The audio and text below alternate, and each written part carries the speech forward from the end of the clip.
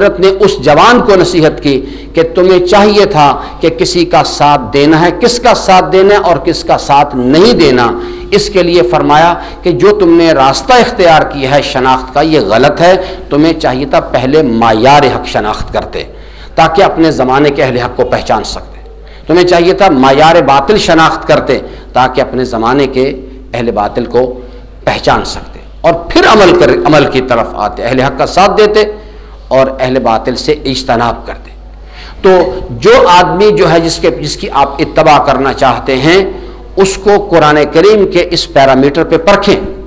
اور دو چار ملاقاتوں میں نہ لباس دیکھ کے کوئی رائے قائم کریں اور نہ مولا فرماتے دو چار ملاقاتوں میں رائے قائم کرو، اس کو پرکھو، عمل کی منزل میں لا کے۔ ہمارے پانچویں امام کا فرمان ہے کہ اس کو ان عملی زندگی میں اس پہ پرکھو، اسے امین ہونا چاہیے، لوگوں کی امانتیں جو اس کے پاس ہیں کیا وہ ان میں امانت دار آدمی ہے، اس سے صادق القول ہونا، صادق الوعد ہونا چاہیے، ورنہ فرمایا کہ کسی کی کثرت نماز کی وجہ سے اس کے ایمان کے بارے میں کوئی رائے قائم نہیں کرو، کثرت روزہ کی وجہ سے فرمایا بہت سارے لوگ عادتاً نماز پڑھنا شروع کر دیتے ہیں۔ تو اس وقت بین الاقوامی سطح پہ جو تبدیلیاں آ رہی ہیں بہت تیزی کے ساتھ گردش آگے کی طرف موو کر رہی ہے، اور صورتحال میں بڑی زبردست قسم کی تبدیلیاں آنے والی ہیں۔ اب ان تبدیلیوں سے کس طرح سے فائدہ اٹھایا جا سکتا ہے، یہ ایک گلوبل لیول پر ایک چینج آ رہی ہے۔ پاکستان کی سرزمین جو ہے یہاں پر بھی اس کے اثرات کم و بیش مرتب ہوں گے، کچھ ہو چکے ہیں، کچھ آنے والے وقت میں ہوں گے۔ یہ جو مروجہ نظام ہے جاگیردارانہ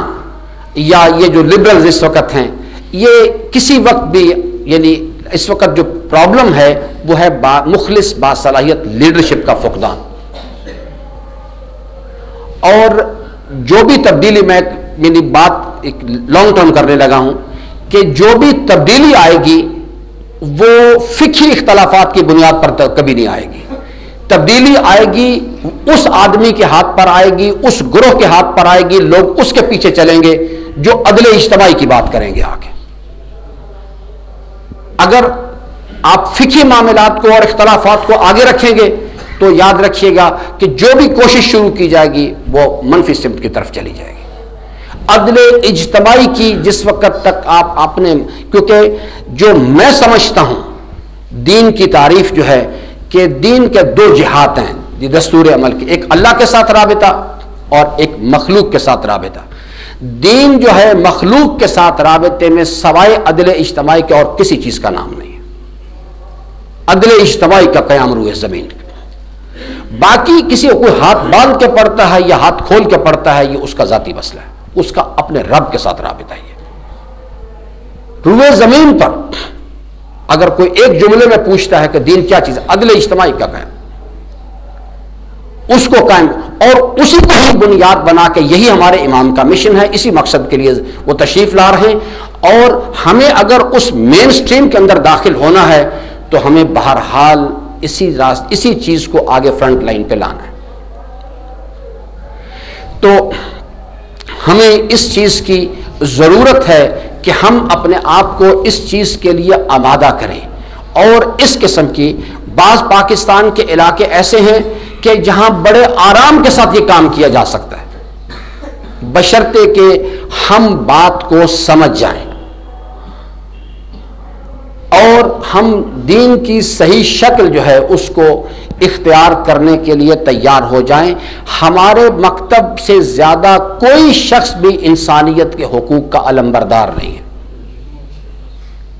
سید الشہداء کی جو تحریک ہے، اگر ہم اسی کو ہی صرف صحیح شکل میں زمانے کے سامنے پیش کر دیں،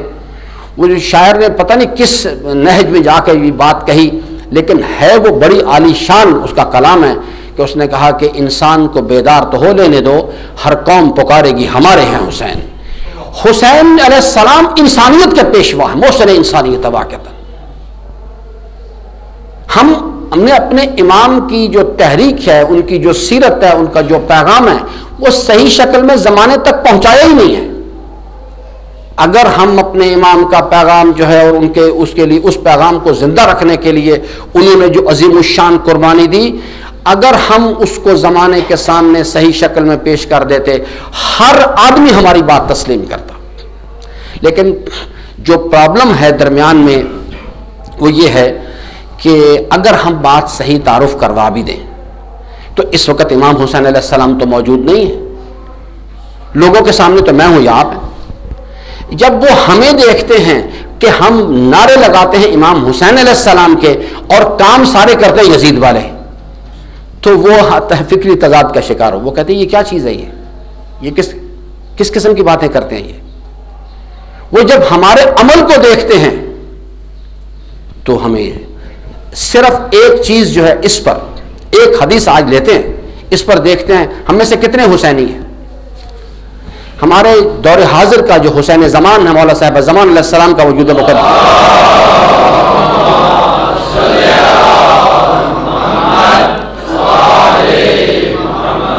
فرماتے ہیں کہ ملعون ملعون ملعون، وہ انسان اللہ کی رحمت سے دور ہے، اللہ کی رحمت سے دور ہے، اللہ کی رحمت سے دور ہے جو نماز فجر اس وقت پڑھے جب آسمان پر ستارے ڈوب چکے ہوں،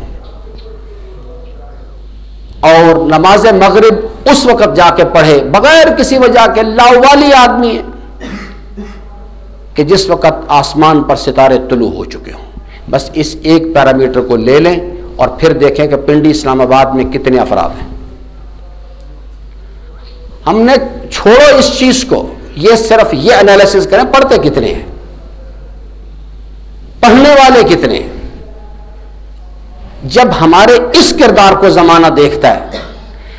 کتنے شیعہ حضرات جو اثنا عشری ہیں وہ حکومت کے عہدوں پر فائز ہیں اور اپنے اختیارات کا ناجائز استعمال کر کے لوگوں کی جیبوں سے پیسے نہیں نکالتے، جو مال حرام نہیں کھاتے، ابھی اختیارات کا ناجائز استعمال کر کے جعلی قسم کے دورے بنانا پاکستان سے باہر کے، اور جعلی ٹی اے بل بنانا اور اس قسم کی جو چیزیں ان کو استعمال کرنا. میں بھی اس کی بات نہیں کر رہا، اس کو تو ہم شیر مادر سمجھتے ہیں. ہم سمجھتے ہیں کہ یہ ہمارے آباء و اجداد کا حق ہے، حالانکہ یہ بھی اتنا ہی بڑا ہمارے حرام ہے. تو کتنے افراد ہیں ہمارے پاس جو اس چیز کے بارے میں یعنی اگر ان سے سوال کیا جائے کہ برادر آپ اتنے عرصے سے اس سیٹ پر بیٹھے ہوئے ہیں، بتائیے کہ آپ نے کبھی آج تک اس کو مس یوز نہیں کیا، کتنے افراد ہیں جو ہاتھ کھڑا کر سکتے ہیں. یہ ہے اصل رکاوٹ، ہمارے امام کا پیغام آگے نہیں جا رہا کیونکہ امام حسین علیہ السلام تو موجود نہیں ہے درمیان میں ان کی نمائندگی کر رہا ہوں. وہ دیکھتے ہیں کہ میں باتیں بھی کرتا ہوں لیکن میں اپنی بیوی کو بے پردہ لے کے بھی پھرتا ہوں، میں مال حرام کمانے سے بھی اجتناب نہیں کرتا. وہ الحظ تو پھر وہ کہتے ہیں کہ یہ ایسے سب، یہ ہے وہ درد ہمارے امام کا کہ جس کے بارے میں فرمایا کہ شیعتنا کونوا لنا زینا، اے ہمارے شیعو ایسا کردار زمانے کے سامنے پیش کرو ہمارے لیے زیب و زینت کا باعث بنو، ہمارے لیے ننگو آر کا باعث نہیں بنو. یہ پرابلم ہے اس وقت. ورنہ حسینیت ایک ایسا چراغ ہے کہ اس کی جاذبیت میں کمی نہیں آ رہی، ہر آنے والا دن اس کی جاذبیت میں اضافہ کر رہا ہے. لیکن جس وقت وہ قریب آتے ہیں تو آ کے جب وہ مجھے دیکھتے ہیں اور میرے دیگر برادران کو وہ دیکھتے ہیں تو ان کے ذہن جو ہے منتشر ہونے شروع ہو جاتے ہیں. اس وقت حسینیت کی ترویج میں ادھر لوگ خراب نہیں ہیں. میں آپ کو پوری ذمہ داری سے کہتا ہوں، میری گستاخی پہ مجھے معاف کیجیے گا، پاکستان کی سرزمین پر حسینیت کی ترویج میں سپاہ صحابہ کوئی رکاوٹ نہیں. میرے جیسے بے عمل لوگ جو اپنے آپ کو محب حسین کہتے ہیں ان کا کردار زیادہ بڑی رکاوٹ ہے. اگر آج ہم اپنا کردار ٹھیک کر لیں تو میرے عزیزان ایک بہت بڑی تعداد میں لوگ جو ہیں وہ حسینیت کے راستے پر آ جائیں گے. لیکن جس وقت وہ ہمارے کردار کو دیکھتے ہیں تو انہیں کوئی فرق نہیں دکھائی دیتا، بلکہ بعض جہات میں ہم ان سے بھی آگے ہیں. تو اس لیے اس سرزمین پر یہ در حقیقت جو اس وقت موومنٹ ہے ہو رہی ہے، دونوں ہی گروہ، حزب اللہ گروہ بھی اپنی تدبیر کر رہا ہے، یعنی اور حزب الشیطان بھی اپنی تدبیر کر رہا ہے۔ اینڈ ریزلٹ کیا قرآن کریم نے دیا؟ واللہ خیر الماکرین، اللہ کی تدبیر ہی سب پہ غالب آیا کرتی ہے۔ وہ یہ